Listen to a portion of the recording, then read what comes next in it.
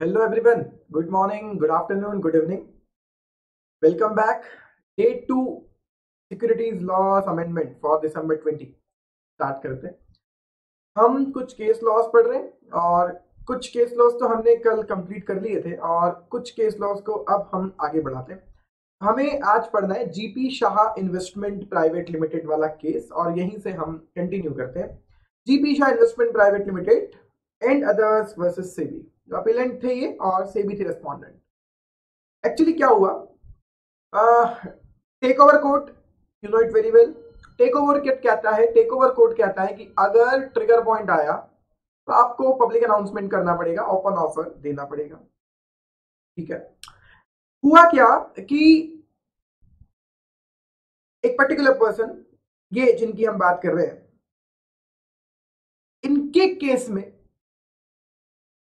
Trigger point आया।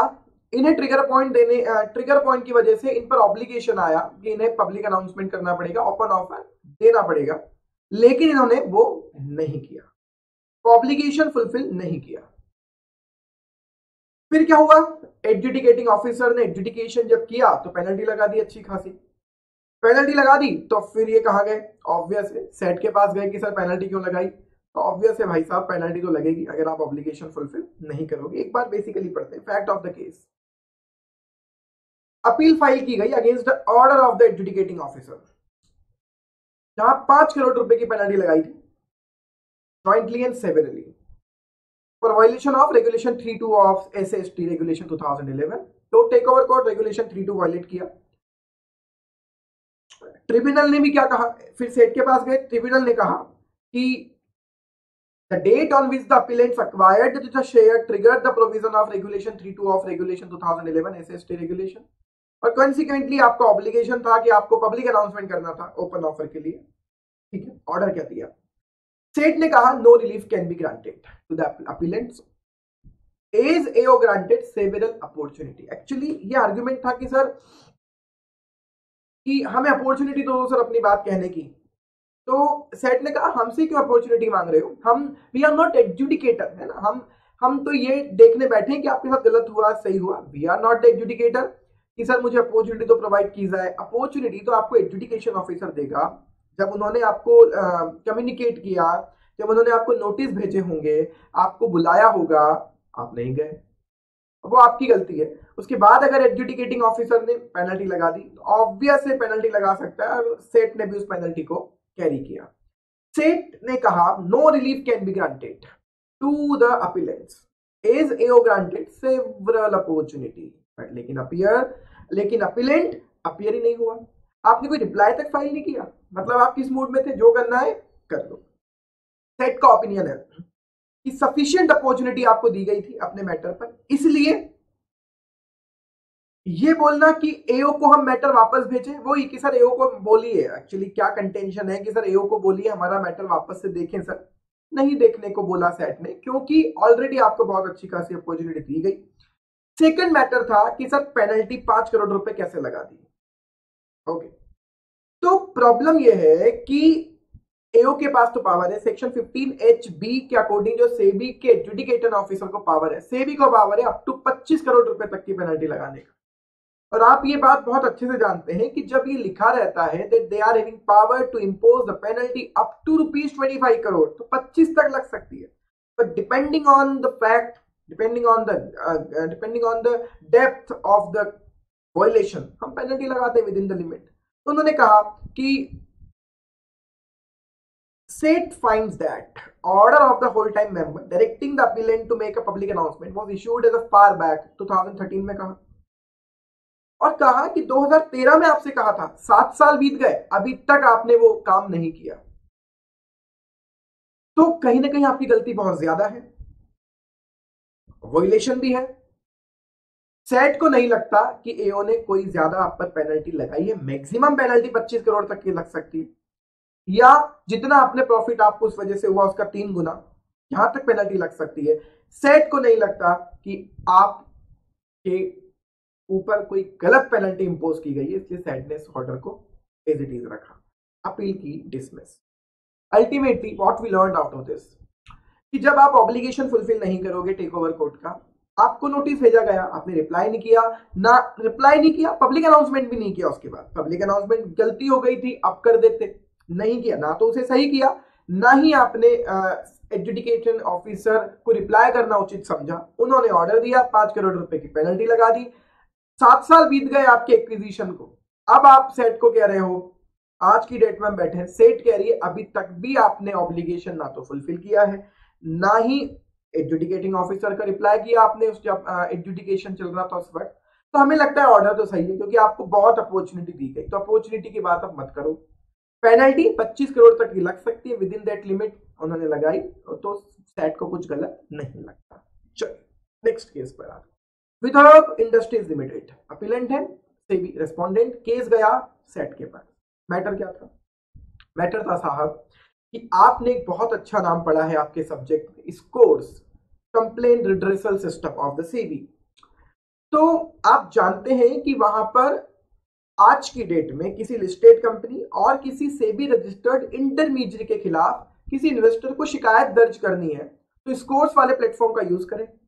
Scores के platform पर आपकी ग्रीवियंस सबमिट होगी और सेबी फॉरवर्ड कर देगा इसे कंसर्न्ड कंपनी को जिसके खिलाफ शिकायत की गई। और सारी कंपनियों को इसीलिए बोला था कि स्कोर्स पर अपनी कंपनियों का रजिस्ट्रेशन करवा लें, आईडी पासवर्ड क्रिएट कर ले, ताकि हम आपको कंप्लेन भेजें इस सिस्टम के थ्रू तो आपको मिले। बट हमने क्या समझा, ना रहेगा बांस ना बजेगी बांसुरी। जब रजिस्ट्रेशन ही नहीं करवाएंगे स्कोर्स के पोर्टल पर तो हमें कंप्लेन ही नहीं मिलेगी। हो सकता है आपकी ये मेंटेलिटी हो। क्या हुआ, आपने सेबी के सर्कुलर का पालन नहीं किया, वॉयलेशन कर दिया। अब सेबी ने उठाकर पेनल्टी लगा दी। आप गए सेट में, सेट ने कहा भाई साहब वॉयलेशन ही तो है ये, इग्नोरेंस से आपकी तरफ से पेनल्टी लगेगी। उन्होंने होल्ड किया ऑर्डर को, मतलब ऑर्डर को सेम रखा। Appellate is aggrieved by the order pass by AO. 28 अगस्त 2014 2 लाख रुपए की पेनल्टी लगाई अपीलेंट पर, इस ग्राउंड पर कि अपीलेंट ने सर्कुलर सेबी सर्कुलर फॉलो नहीं किया with respect to scores authentication. ID password भी आपने क्रिएट नहीं किए, ऑथेंटिकेशन नहीं करवाया स्कोर्स पोर्टल। फिर ये तो फैक्ट दिए हुए कि सेबी स्कोर्स वाला प्लेटफॉर्म लाई थी जिससे इलेक्ट्रॉनिकली कंप्लेन हो जाती है और फिर सेबी कंसर्न कंपनी को भेज देती है। तो आप सब जानते हो ऑर्डर क्या हुआ कि जहां लिस्टेड कंपनी ने स्कोर्स ऑथेंटिकेशन नहीं लिया विद इन द टाइम, तो ये कहीं ना कहीं सेबी के डायरेक्शंस का वायलेशन है, पेनल्टी लगेगी। पेनल्टी का क्वांटम सेबी के पास कितना है, 15 एचबी में। क्या हमारे डायरेक्शंस को फॉलो नहीं करोगे, क्वांटम है 1 लाख रुपए से लेकर 1 करोड़ रुपए तक। उन्होंने लगा दिया 2 लाख रुपए की penalty, with in the limit है। अपील को डिसमिस कर दिया गया। इन्होंने कहा था कि सर ये आर्बिट्ररी है, बिना मतलब के एक्सेसिव पेनल्टी लगा दी है, अनरीजनेबल लगा दी है, बिना सोचे समझे लगा दी। उन्होंने कहा नहीं, सेक्शन कहता है इतनी लग सकती है, लगा दी गई, चलेगी। एज इट इज रखा गया ऑर्डर को और सेट ने डिसीजन दिया सेबी के फेवर में, ना कि अपीलेंट के फेवर। ठीक, तो टेक ओवर कोड फॉलो नहीं किया, एओ का रिप्लाई नहीं कर रहे थे, पेनल्टी लगा दी उसने। आर्ग्यू कर रहे हो टाइम दो, टाइम दिया था। आर्ग्यू कर रहे हो पेनल्टी, कहते हैं विद इन द लिमिट है। स्कोर्स ऑथेंटिकेशन नहीं लिए, सेबी ने पेनल्टी लगा दी। आर्ग्यू कर रहे हो पेनल्टी क्यों लगाई, उन्होंने कहा सेबी के ऑर्डर का वायलेशन है, डायरेक्शंस का इग्नोरेंस है, पेनल्टी आर्बिट्ररी है, कहते हैं नहीं 1 लाख से 1 करोड़ तक लग सकती है, उतनी ही लगाई। चलिए now India ratings and research private limited, ये केस तो बहुत सुर्खियों में रहा। क्यों रहा सुर्खियों में, वो भी समझते हैं।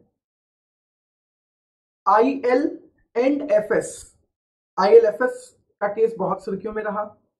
बहुत सारी प्रॉब्लम्स आईएलएफएस वाली कंपनी में हुई, फाइनेंशियल प्रॉब्लम्स वहां पर हुई है, कहीं ना कहीं इरेगुलरिटीज थी बहुत सारी, बहुत केस बहुत सुर्खियों में रहा। आई होप आप सब जानते हो आईएलएफएस का मैटर। फिर भी हमें तो यहां इतना सा काम है कि आईएलएफएस की 2018-19 की क्रेडिट रेटिंग की गई और कहीं ना कहीं सेबी को लगा कि India rating and research private limited जो रेटिंग एजेंसी थी, उसने रेटिंग करते वक्त कहीं ना कहीं कोड ऑफ कंडक्ट को वायलेट किया है। मींस आप जानते हैं क्रेडिट रेटिंग एजेंसी एक सेबी रजिस्टर्ड इंटरमीडिएट है, उनसे रिलेटेड भी कोड ऑफ कंडक्ट होते हैं, उन्हें फॉलो करना चाहिए। और क्रेडिट रेटिंग एजेंसी ने आईएलएफएस की 18-19 की रेटिंग करते वक्त कहीं ना कहीं कोड ऑफ कंडक्ट को वायलेट किया। ठीक है, इसका एडजुडिकेशन चला। एडजुडिकेशन ऑफिसर ने मैटर किया, सॉरी मैटर को डिस्कस किया होगा, ऑब्वियस से पूरा एडजुडिकेशन किया होगा, उसके बाद ऑर्डर दिया, ऑर्डर दिया तो एक पेनल्टी लगा दी। बेटे प्रॉब्लम क्या है, ये बहुत सारे लॉ में ऐसे प्रोविजंस होते हैं कि अगर सेबी को लगता है, हमारे यहां पर सेबी को लगता है कि एडजुडिकेटिंग ऑफिसर ने जो ऑर्डर दिया है वो कहीं ना कहीं इरोनियस है, गलती है उसमें, और हमें लगता है ये मार्केट के इंटरेस्ट में नहीं। अच्छा, मतलब ऐसा भी हो सकता है कि सेबी अपने ऑफिसर की गलती मान रही है। यस, ऐसे इनकम टैक्स में भी प्रोविजन है कि अगर कभी भी कमिश्नर को लगता है, कमिश्नर ऑफ इनकम टैक्स को, कि कहीं ना कहीं असेसिंग ऑफिसर ने ऑर्डर देते वक्त, असेसमेंट करते वक्त गलती की है, तो कमिश्नर उस ऑर्डर को डिपार्टमेंट के फेवर में रिवाइज कर सकता है, असेसी के अगेंस्ट में डिपार्टमेंट के फेवर में रिवीजन कहते हैं इनकम टैक्स। ऐसे प्रोविजन सेबी एक्ट में भी है कि अगर सेबी को लगता है that order of the adjudicating officer was erroneous, it is against the interest of the investors or securities market, तो सेबी इसको और इस मैटर को वापस से ओपन कर सकती है और फिर से एडजुडिकेशन स्टार्ट कर सकती है। आईएलएफएस के केस में यही हुआ। India rating and research private limited पर एडजुडिकेटिंग ऑफिसर ने 25 लाख रुपए की पेनल्टी लगा दी 26 दिसंबर 2019 को। ठीक है, अब क्या हुआ, सेबी को यह लगा कि एडजुडिकेटिंग ऑफिसर का ऑर्डर गलत है, कहीं ना कहीं पेनल्टी कम लगाइए, ये मुद्दा ज्यादा बड़ा है। ओके, तो सेबी क्या करती है कि ऑब्वियसली नेचुरल जस्टिस तो आपको हमेशा फॉलो करना है, तो ऐसा नहीं होगा कि आपने एओ का ऑर्डर गलत समझा, उठाया और कल से नया ऑर्डर दे दिया कि पेनल्टी 25 लाख नहीं 2.5 करोड़, क्योंकि फिर ये तो सामने वाली पार्टी के अगेंस्ट में है, तो आपको उसे पहले अपॉर्चुनिटी देनी पड़ती है कि तुम्हें कुछ बोलना है, हमें लगता है ये ऑर्डर गलत है। क्या इंडिया रेटिंग को अपॉर्चुनिटी देनी चाहिए? बिल्कुल देनी चाहिए। तो सेबी ने सोचा कि ऑर्डर गलत है, इसे सही करते हैं, इसलिए इंडिया रेटिंग्स को शॉकॉज नोटिस इशू किया गया कि क्यों ना ये पेनल्टी बढ़ाई जाए, क्योंकि हमारे अकॉर्डिंग ये ऑर्डर गलत है एओ का, and it is not in the interest of securities market. ठीक है,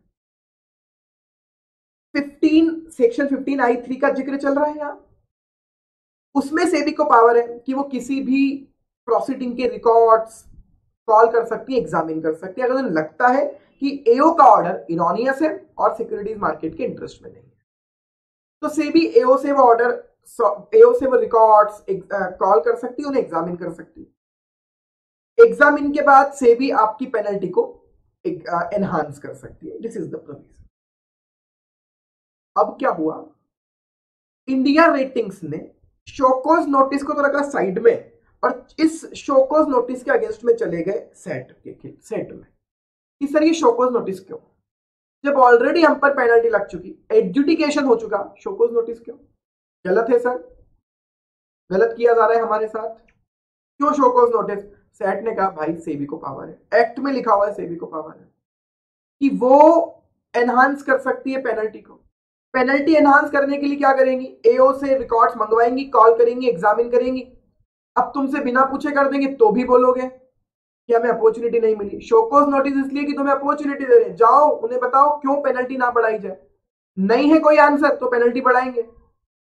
सेबी को पावर है, इसके खिलाफ क्या अपील कर रहे हो आप? तो डिसमिस कर दी गई अपील सेट ने। ओके, तो केस ध्यान रखना कि शोकॉज नोटिस सेबी देती है। सेकंड शोकॉज नोटिस क्यों? कि एओ का ऑर्डर इरोनियस है, हम पेनल्टी एनहांस करना चाहते हैं, तो आप उसके खिलाफ सेट में नहीं जा सकते क्योंकि सेबी को वो पावर है। ऑर्डर क्या गया? ऑर्डर यही है।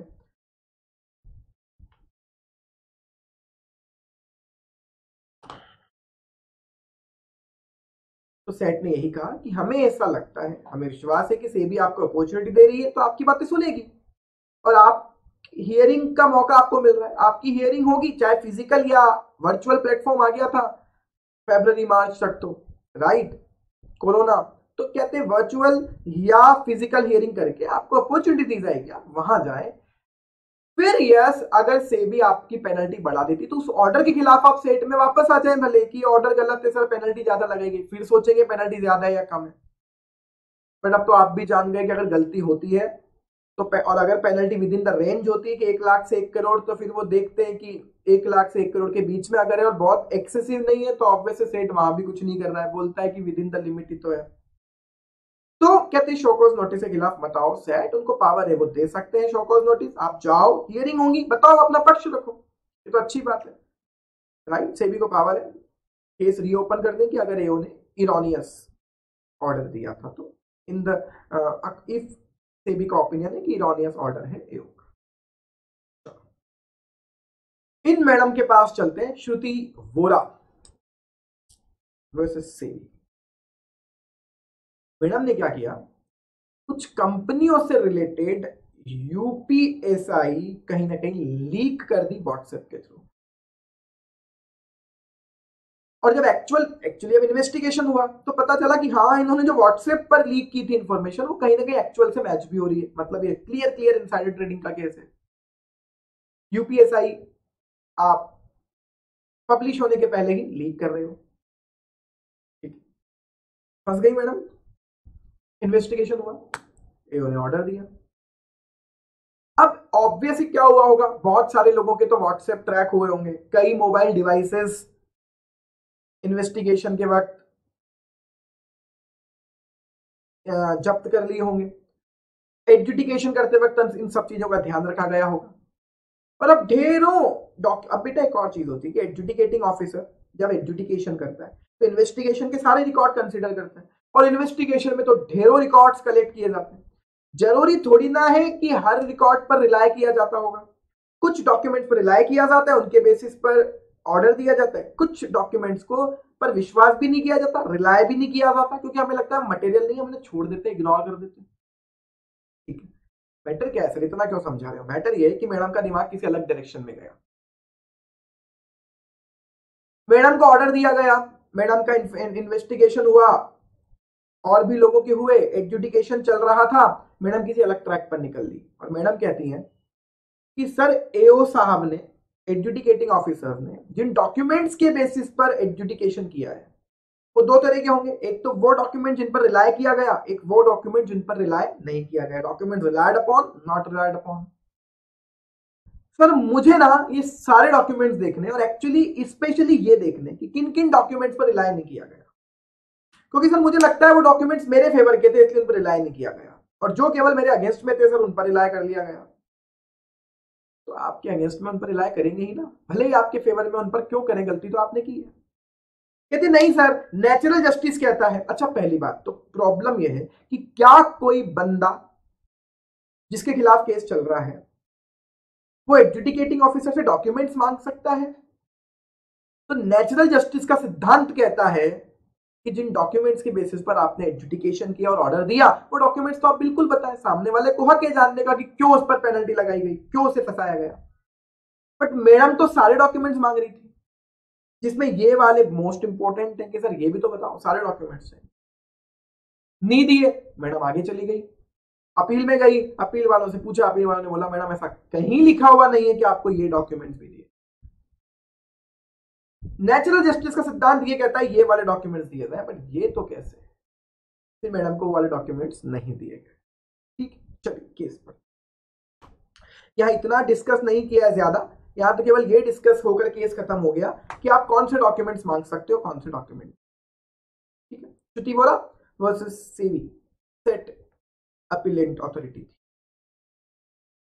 श्रुति वोरा मैडम ने रिक्वेस्ट की सेबी को कि सर फुल इंस्पेक्शन करना है मुझे डॉक्यूमेंट्स का, जो इन्वेस्टिगेशन में आपने जब्त किए ना उन सारे डॉक्यूमेंट्स का मुझे पूरा इंस्पेक्शन करना है, उनकी कॉपीज चाहिए सर। अपीलेंट ने, अपीलेंट कौन, सेबी, सेबी ने केवल वो डॉक्यूमेंट्स उन्हें देखने दिए जिन डॉक्यूमेंट्स पर रिलाय करके ऑर्डर दिया गया था, शोकॉज नोटिस दिया गया था। Now the core issue is, core issue क्या है कि क्या अपीलेंट एंटाइटल्ड है, अपीलेंट ने क्या आर्ग्यू किया कि सर मुझे वही डॉक्यूमेंट दिए सेबी ने जिन पर रिलाय किया गया, जबकि मेरा आर्ग्यूमेंट ये है कि मैं एंटाइटल्ड हूं सारे डॉक्यूमेंट्स के लिए जो आपके पोजीशन में, भले ही उन पर आपने रिलाय किया हो या नहीं किया हो। सेट ने कहा यार पहली बात तो ये बताएं कहां लिखा हुआ है, तो भैया सेबी का rule 1995 with respect to procedure for holding inquiry and imposing penalty by AO, ये रूल को रेफर किया गया, और मैडम से कहा कि मैडम लॉ हवा में तो चलता नहीं कि आपको जो मन में आया वो लॉ हो गया, जो लिखा है वही होगा। चलिए क्या लिखा है, बोले मैडम ऐसा कोई प्रोविजन नहीं है जहां एओ के ऊपर ये बाध्यता हो, एओ ये बाउंड हो ये काम करने के लिए कि जो डॉक्यूमेंट उनके पोजीशन में वो आपको दे ही। फिर भी नेचुरल जस्टिस का सिद्धांत ये कहता है कि जिन डॉक्यूमेंट्स के बेसिस पर डिसीजन दे रहा है वो तो आपको दे, तो रिलायड अपॉन वाले तो बिल्कुल देने चाहिए, बट नॉट रिलायड अपॉन, ना तो कहीं लिखा है ना नेचुरल जस्टिस इसको फॉलो करता है, ये वो नहीं दिए जाएंगे। ओके, इतना ऐसे मैटर भी हो जाते हैं, देखो ना आप यहां से लेकर यहां तक पढ़ते हैं, कहते हैं रूल में कहीं नहीं लिखा कि वो आपको डॉक्यूमेंट्स दे, इवन जिन पर रिलाय किया वो भी ना दे, वो भी नहीं लिखा।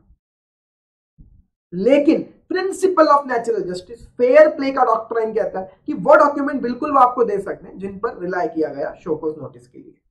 Hence there is no duty on the AO कि वो आपको सारे डॉक्यूमेंट्स डिस्क्लोज करे, इवन वो जब उन पर रिलाय ही नहीं किया उन्होंने, वो डॉक्यूमेंट्स वो आपको देने के लिए रिस्पॉन्सिबल नहीं है। इंपॉर्टेंट केस हो गया है ये, किसी भी तरह से एग्जाम में आ सकता है। इन्वेस्टिगेशन के मैं इन्वेस्टिगेशन के सारे डॉक्यूमेंट्स को इंस्पेक्ट करना चाहती हूँ, नहीं हो पाएगा मैडम, नहीं हो पाएगा।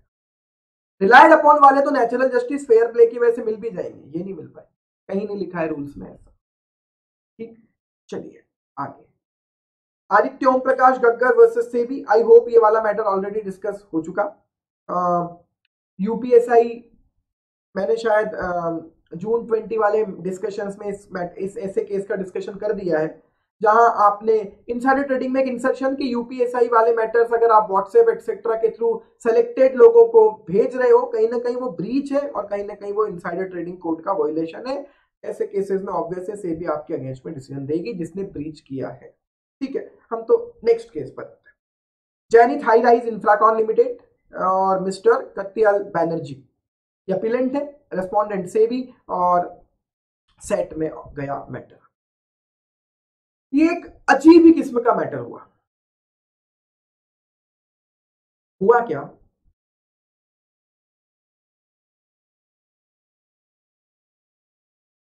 कैसे समझिए। मैटर ये था कि एक कंपनी ने 47 इन्वेस्टर्स को इशू किए, क्या इशू किए भैया, रिडीमेबल प्रेफरेंस शेयर। वक्त है 2012-2013 का, तो थोड़ा सा पीछे चलना पड़ेगा, और 12-13 में कंपनीज एक्ट 1956 लगता था, और तब पब्लिक ऑफर और प्राइवेट प्लेसमेंट के लिए लिमिट कितने से तय होती थी, 50, जो अभी 200 है। 50 से ज्यादा का ऑफर है पब्लिक ऑफर है, नॉट प्राइवेट प्लेसमेंट। ठीक है, जो अभी 200 है, पहले 550 था। तो जहां जहां 50 लिखा है वहां आज की डेट में, अगर आज की डेट में ऐसा कांड होता है तो 200 काउंट करें। ठीक है, 47 इन्वेस्टर्स को इशू किया, तो सर अब आप क्या रिडीमेबल प्रेफरेंस शेयर्स, तो आप कहोगे मैटर ही क्या है, फिर 47 कोई तो था नहीं। प्रॉब्लम क्या हो गई, आप जानते हैं शेयर्स अलॉट होने के बाद रिटर्न ऑफ अलॉटमेंट फाइल करना होता है आरओसी को, तो ये प्रोविजन तब भी होंगे। ठीक है, थे भैया तब भी, तो तब भी थे तो क्या किया, कंपनी ने रिटर्न ऑफ अलॉटमेंट फाइल किया। रिटर्न ऑफ अलॉटमेंट में 49 अलॉटी लिखे हुए थे, आप फिर पागल हो गए क्या, ऊपर आपने लिखा है 47 इन्वेस्टर्स। ठीक है, 47 अलॉटी लिखे हुए थे रिटर्न ऑफ अलॉटमेंट में, हो गया कहानी, और आगे बढ़ाओ, कुछ गलती हुई है मतलब। 3 अलॉटी निकल कर आए सामने, और उन्होंने कहा कि सर कंपनी ने जो रिटर्न ऑफ अलॉटमेंट फाइल किया है वो गलत है, हम 3 लोगों के नाम तो रिटर्न ऑफ अलॉटमेंट में है ही नहीं। मैटर चल गया सेबी के पास, सेबी को कंप्लेन कर दी, मैटर चला गया वहां, फिर रिटर्न ऑफ अलॉटमेंट गलत है। इधर से एक ऑफिसर निकल कर आए सेबी के, उन्होंने कहा बिल्कुल 49 तो रिटर्न में लिखे, 3 मिस है, तो 52 हो गए। ये तो पब्लिक ऑफर हो गया, और कह दिया कंपनी को कि पैसा वापस करो, इंटरेस्ट के साथ में पब्लिक ऑफर है, तुमने पब्लिक ऑफर कैसे नहीं लाए, वॉयलेशन कर दिया, पैसा वापस करो। अजीब अजीब केस हो जाते हैं। अब वो बंदा क्या प्रूव कर रहा है वो सुनो, वो बंदा कह रहा है सर गलती हो गई, कंपनी क्या कह रही सर गलती हो गई, कैसे हुए 49 हम बताते हैं। फिर एक व्यक्ति का नाम 3 बार रिपीट हो गया गलती से, एक का नाम 2 बार रिपीट हो गया, 2 लोगों के नाम सॉरी 2 बार रिपीट हो गया, इस वजह से सर गलत रिटर्न ऑफ अलॉटमेंट फाइल हो गया। और कहीं ना कहीं अगर आप ऐसा मानोगे, कहीं ना कहीं अगर ऐसा है तो सर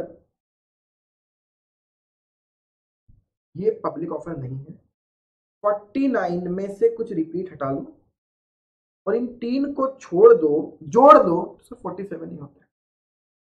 47 को अलॉटमेंट किया था सर, रिटर्न ऑफ अलॉटमेंट गलत है। रिपीट वाले हटा ले, 3 जोड़ दे। बिल्कुल सर, इनका नाम गलती से हट रह गया क्योंकि इनकी जगह 2 लोगों के नाम वापस से रिपीट हो गए। क्लेरिकल एरर है, हो जाती है, ठीक है। कहते नहीं यार रिपीट हो गया वो तो मान लेते हैं, लेकिन 49 का तो तुमने बोला। अच्छा अब देखो ऑफिसर का दिमाग, बोले यार ठीक है। अच्छा कंटेंशन उन्होंने ऑफिसर के सामने भी रखा, उन्होंने माना क्या कि बिल्कुल रिपीट हो गया वो तो हम मान लेते हैं, लेकिन है तो 49 नाम तुम्हारे इसमें, प्लस 3 मिसिंग है, 52 है पब्लिक ऑफर है। ये सेट में गए, बोले सर क्या बकवास है।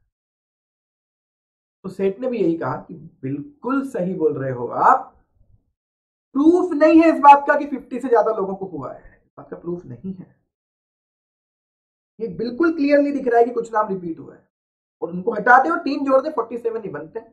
इसलिए सेट ने कहा कि गलत ऑर्डर है ऑफिसर जी आपका, सेबी के ऑफिसर, गलत ऑर्डर है, ये पब्लिक ऑफर नहीं है।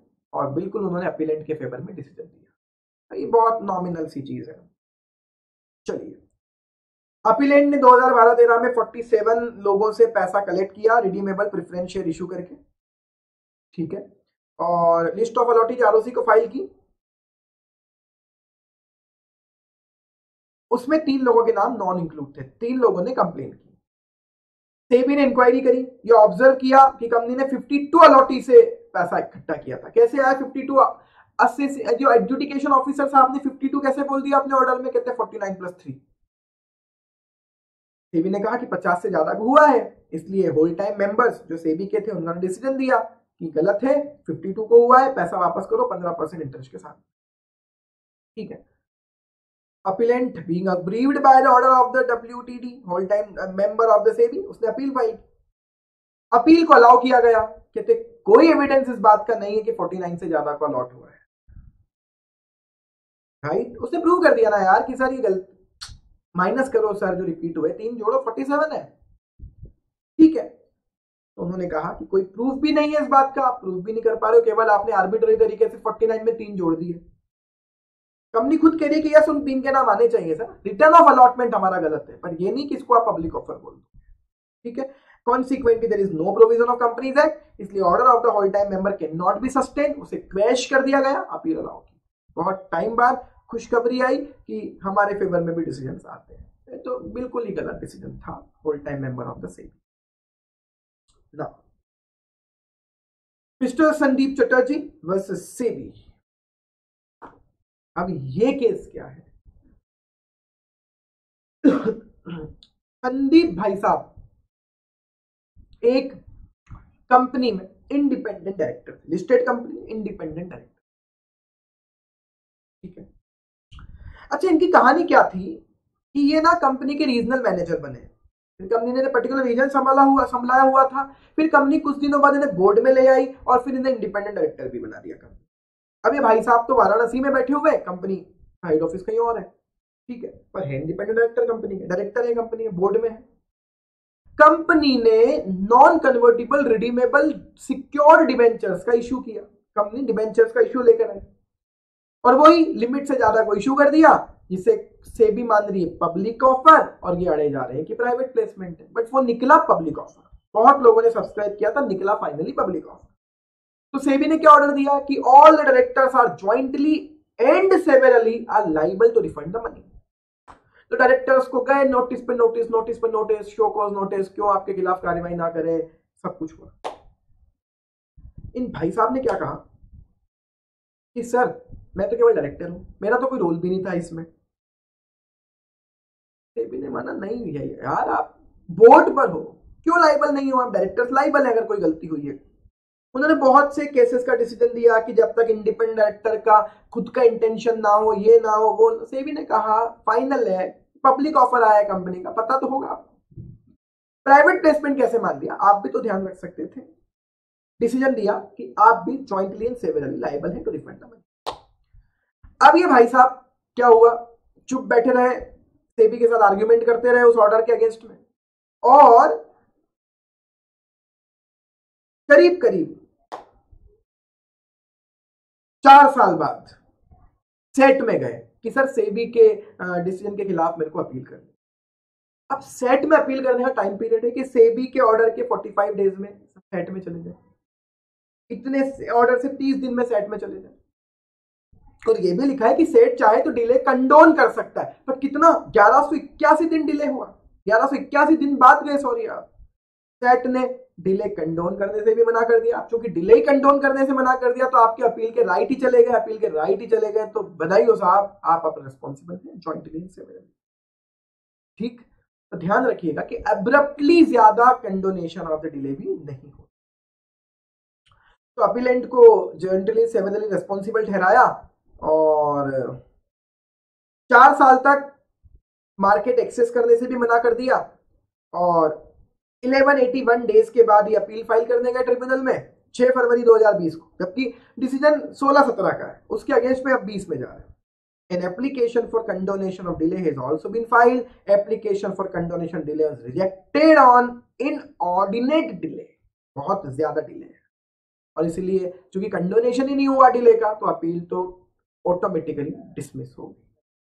ठीक, चलिए, ये कुछ छोटे छोटे से डिसीजंस हैं, कुछ कुछ केसेस के टुकड़े दिए हुए हैं जहां सेबी ने कुछ केसेस का सेटलमेंट किया। तो आप जानते हैं सेटलमेंट प्रोसीडिंग बहुत अच्छे से, कि जहां कुछ पर्टिकुलर केसेज हैं जो सिविल नेचर के हैं, क्रिमिनल नेचर के नहीं है, और अगर सामने वाला व्यक्ति पूरा सपोर्ट करता है सेबी को, तो सेटलमेंट के प्रोविजन से सेबी पूरी प्रोसेस किए बिना एक फ्रेंडली एमिकेबल सेटलमेंट पर आए और छोटी मोटी पेनल्टी लगाकर केस को खत्म कर दे। तो वो कुछ यहाँ पर केसेस दिए हुए हैं जो आप पढ़कर समझ जाएंगे, मैं टाइम वेस्ट नहीं करना चाहता। यहाँ फैक्ट नहीं, केवल डायरेक्टली दिया हुआ है कि इस चीज का सेटलमेंट हुआ, इस चीज का सेटलमेंट।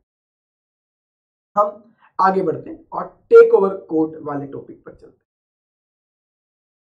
और इंटरेस्टिंगली टेक ओवर कोर्ट वाले चैप्टर में तो कुछ अमेंडमेंट्स भी हैं, 3 बहुत इंटरेस्टिंग और बहुत इंपॉर्टेंट अमेंडमेंट है, और फिर केस लॉ। पहले अमेंडमेंट्स डिस्कस करते हैं। अमेंडमेंट डिस्कस करें उसके पहले कुछ सुने। ट्रिगर पॉइंट आपको याद है अच्छे से।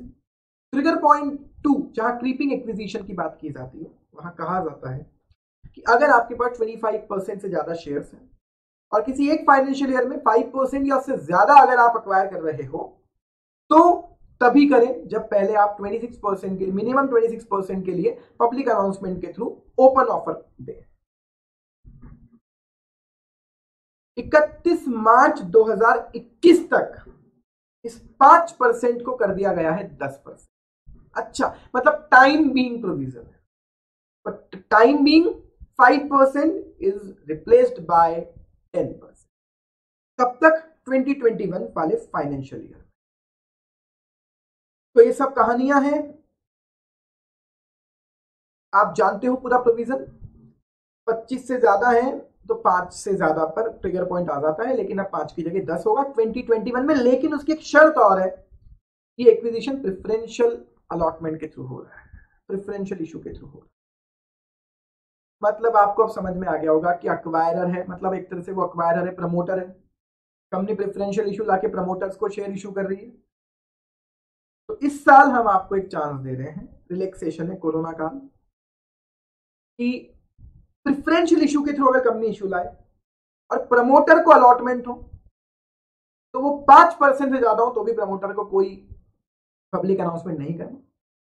10% तक आप ऐसा कर सकते हो, लेकिन 10 से ऊपर है तो फिर ट्रिगर पॉइंट आए। तो 2021 के लिए 5 is 10 subject to preferential issue के थ्रू एक्विजिशन हो रहा है।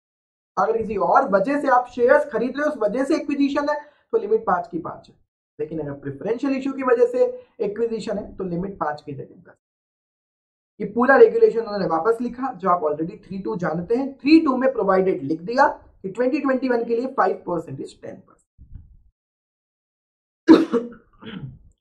सब रैशनल बिहाइंड दिस अमेंडमेंट कि इस साल के लिए 5 को 10 कर दिया गया है। सब सेम है, सब सेम है। 3.2 में 5 is now 10 for 2021, subject to preferential issue की वजह से एक्विजिशन हो रहा है ना। एक और चीज आप जानते हैं, ये और इंटरेस्टिंग चीज है। वॉलेंट्री पब्लिक अनाउंसमेंट आप जानते हैं, वॉलेंट्रीली पब्लिक अनाउंसमेंट जानते हो, उसमें आप ये भी जानते हो कि वॉलेंट्री पब्लिक अनाउंसमेंट में बहुत सारी कंडीशंस है कि होल्डर के पास 25 से ज्यादा हो, फिर उसे मिनिमम 10% से ज्यादा खरीदना पड़ेगा, और एक बहुत इंटरेस्टिंग शर्त है कि अगर लास्ट 52 ईयर्स में आपने एक्विजिशन किया है और तब भी आप चाहते तो वॉलेंट्री पब्लिक अनाउंसमेंट लाकर पब्लिक अनाउंसमेंट कर सकते थे, लेकिन आपने नहीं किया, केवल क्रीपिंग एक्विजिशन करते रहे विद इन द लिमिट और पब्लिक अनाउंसमेंट नहीं किया, तो फिर आप अभी भी पब्लिक अनाउंसमेंट नहीं कर सकते। याद कीजिए, ऐसी एक शर्त है कि अगर लास्ट 52 वीक्स में आपने without attracting obligation to make an open offer ऐसा काम किया, एक्विजिशंस किए हैं, तो आप अभी भी मत कर दो ना, वैसे ही मत करो फिर वॉलेंट्री पब्लिक अनाउंसमेंट। वो शर्त अब रिलैक्स कर दी है 2021 के लिए। कौन सी शर्त? वही पिछले 52 वीक में अगर आपने कुछ एक्विजिशन किए without attracting obligation to an open offer, तो आप अभी वॉलेंट्री पब्लिक अनाउंसमेंट नहीं ला सकते, लेकिन 2021 में ला सकते हो। भले ही आपने लास्ट 52 वीक्स में एक्विजिशन किए हैं विदाउट अट्रैक्टिंग ऑब्लिगेशन, आप इस साल वॉलेंट्री पब्लिक अनाउंसमेंट ला सकते हो फाइनेंशियल ईयर 2021। ऊपर तो लिखा है वॉलेंट्री पब्लिक अनाउंसमेंट की 25 से ज्यादा है तो 10 तक आप खरीद सकते हो, मिनिमम ये करना पड़ेगा, वो करना पड़ेगा। हमारा प्रोविजन यहां है, ये लिखा होता है वहां। प्रोविजन क्या है जिसका रिलैक्सेशन दिया? वो प्रोविजन ये है कि where an acquirer or any person acting in concert with him has acquired share of the target company in preceding 52 weeks without attracting the obligation to make a public announcement, तो वो अभी voluntary public announcement के लिए eligible नहीं होगा। लेकिन इस proviso से आपको 2021 के लिए रिलैक्सेशन है, 31 मार्च 2021 तक के लिए रिलैक्सेशन है कि अगर 31 मार्च 2021 तक आप पब्लिक अनाउंसमेंट लाना चाहते हो वॉलेंट्रीली, तो पिछले 52 वीक में आपने कुछ ऐसा काम तो नहीं किया था जिसकी वजह से ऑब्लिगेशन आता पर आप नहीं लाए, या आपने विदाउट अट्रैक्टिंग ऑब्लिगेशन एक्विजिशन किए, तो इस साल वो 52 वीक्स हम नहीं देखेंगे। ठीक, इतना सा प्रोविजन, एक बड़ा चेंज है, दोनों बड़े चेंज है। 5 नाउ 10 52 वीक्स 2021 के लिए नहीं देखना। Now SEBI substantial acquisition of shares and takeover, second amendment regulation 2020, जून 22 2020 का रेगुलेशन है, और यहां क्या कह रहे हैं, ये एक नया प्रोविजन इंसर्ट कर दिया गया। Now it's not for 2021, it's for ever. Regulation 10 आप जानते हैं, ऑटोमेटिक एग्जम्पशन, उसमें सब रेगुलेशन 2B इंसर्ट हुआ है, मतलब एक नया एग्जम्पशन आया है। अब तक आप जानते हो कि कुछ चीजों से ऑटोमेटिक एग्जम्पशन थी, इंटर से transfer between promoters, between among promoters, among PAC, बहुत सारे एग्जम्पशन पढ़े हैं हमने, बट उसमें कभी भी प्रेफरेंशियल इशू से एग्जम्पशन नहीं था। प्रेफरेंशियल इशू की वजह से अगर आपके शेयर्स बढ़ रहे हैं, ट्रिगर पॉइंट आ रहा है, आपको पब्लिक अनाउंसमेंट करना पड़ेगा। लेकिन अब एक नया रिलैक्सेशन है कि प्रेफरेंशियल इशू की वजह से अगर एक्विजिशन हो रहा है तो आपको पब्लिक अनाउंसमेंट वाले रूल्स फॉलो नहीं करते। Any acquisition of shares or voting right or control of the target company by way of the preferential issue, और प्रेफरेंशियल इशू कौन सा वाला? अब आपको आएगा डाउट, सर हमारा दिमाग खराब हो रहा है। अभी अभी आपने बोला कि प्रेफरेंशियल इशू के थ्रू आ रहा है तो ट्रिगर पॉइंट 5 से बढ़कर 10 हो गया 2021 के लिए, और अभी कह रहे हो कि प्रेफरेंशियल इशू के थ्रू आ रहा है तो ट्रिगर पॉइंट कितने ही आते हैं, एग्जम्पशन है, तो फिर ट्रिगर पॉइंट को 5 से बढ़ाकर 10 करना ही नहीं चाहिए था, ऑटोमेटिक एग्जम्पशन में चला गया, प्रेफरेंशियल इशू नहीं गया। क्यों नहीं गया सर? सुनो, ये है प्रेफरेंशियल इशू उन शेयर्स का जो इनफ्रीक्वेंटली ट्रेडेड। अच्छा, मतलब फ्रीक्वेंटली ट्रेडेड वालों के लिए तो अभी भी ट्रिगर पॉइंट आएगा। ओके, ऑटोमेटिक एग्जम्पशन तब मिलेगी जब प्रेफरेंशियल इशू उन शेयर्स का आ रहा है जो इनफ्रीक्वेंटली ट्रेडेड है। मतलब अगर एक कंपनी के infrequently traded shares, equity shares infrequently traded है और कंपनी उनका प्रेफरेंशियल इशू लाकर शेयर्स अलॉट कर रही है, प्रेफरेंशियल अलॉटमेंट, और उस वजह से अगर किसी की लिमिट बढ़ रही है, होल्डिंग बढ़ रही है, ट्रिगर पॉइंट भी आ रहा है, तो भी उसे एग्जम्पशन है ऑटोमेटिक एग्जम्पशन के तहत।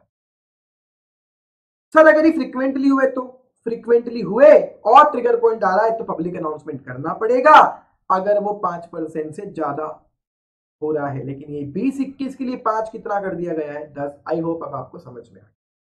लेकिन अगर इनफ्रीक्वेंटली ट्रेडेड शेयर्स हैं और भले ही आपकी होल्डिंग 15% से बढ़ रही है तो भी ट्रिगर पॉइंट नहीं आया, क्योंकि ऑटोमेटिक एग्जम्पशन, ट्रिगर पॉइंट तो है बट ऑटोमेटिक एग्जम्पशन है। Preferential issue of infrequently traded shares, ये कहां लिखा है? अच्छा, पहली बात तो लिस्टेड कंपनी है, लिस्टेड कंपनी का प्रेफरेंशियल इशू आईसीडीआर की गाइडलाइन से आता है, जो आप फाइनल में पढ़ोगे। प्रेफरेंशियल इशू की आईसीडीआर की गाइडलाइन, रेगुलेशन 164A,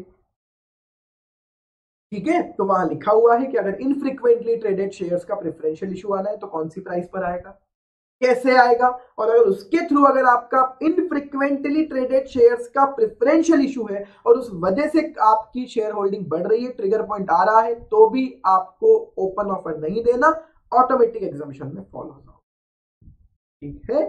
सर नीचे क्या लिखा है? कुछ नहीं लिखा है, 164A है प्रेफरेंशियल इशू का, और इनफ्रीक्वेंटली ट्रेडेड शेयर्स के केस में प्रेफरेंशियल इशू कौन सी प्राइस पर आता है लिस्टेड कंपनीज का, वो 165 में प्राइसिंग के प्रोविजन लिखे हैं। तो सीधी सी बात क्या है, पढ़ लीजिए, ये सीधी सी बात, listed companies coming up with preferential issue will not trigger mandatory open offer.